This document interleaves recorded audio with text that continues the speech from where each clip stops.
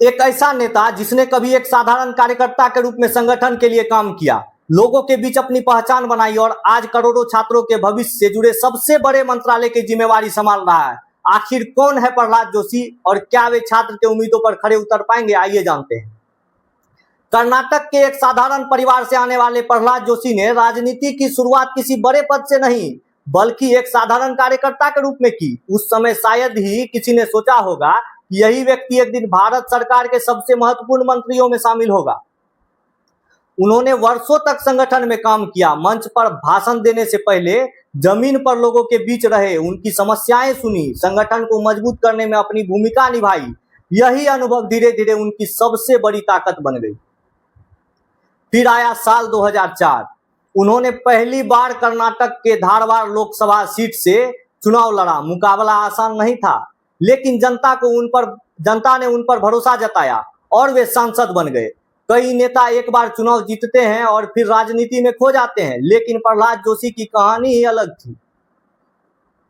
वर्ष 2009, वर्ष 2014, वर्ष 2019 और वर्ष 2024 हर चुनाव में जनता ने उन्हें दोबारा सांसद भेजा। लगातार जीत ने उन्हें भाजपा के भरोसेमंद नेताओं की कतार में खड़ा कर दिया।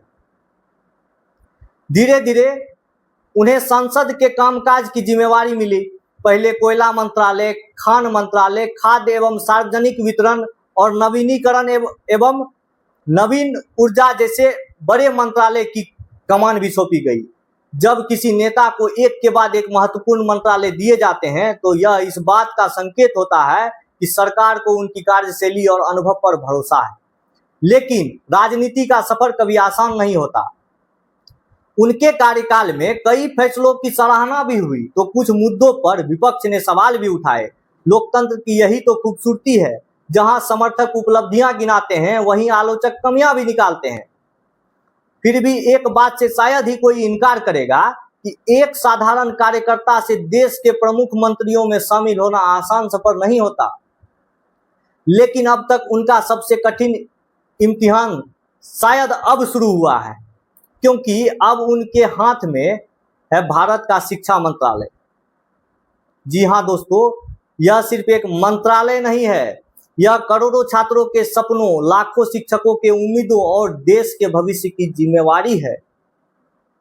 आज का छात्र सिर्फ किताबों में अच्छे अंक नहीं चाहता, वह चाहता है कि उनकी मेहनत का सम्मान हो।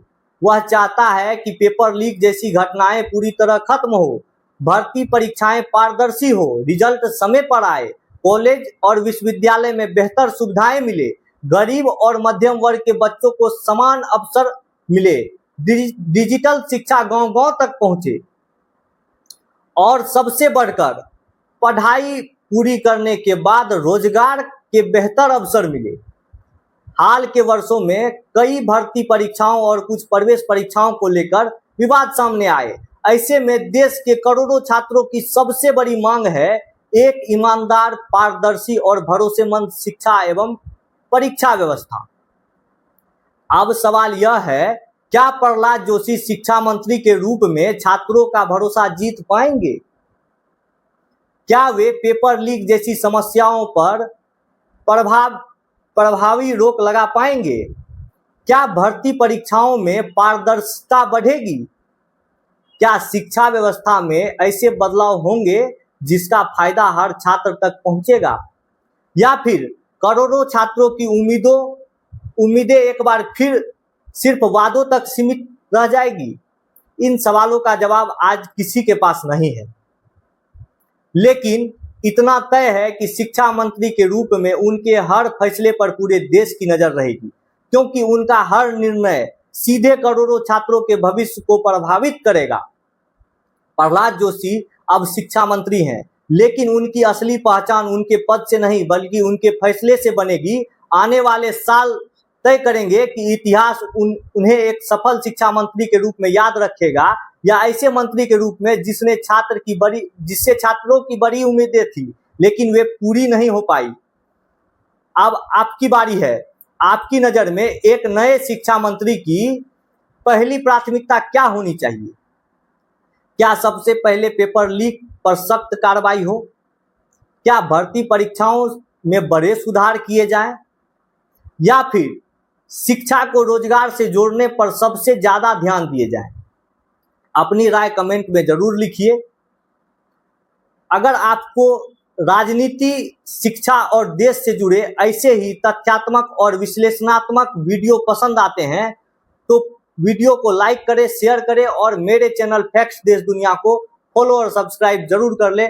जय हिंद, वंदे मातरम, जय श्री राम दोस्तों।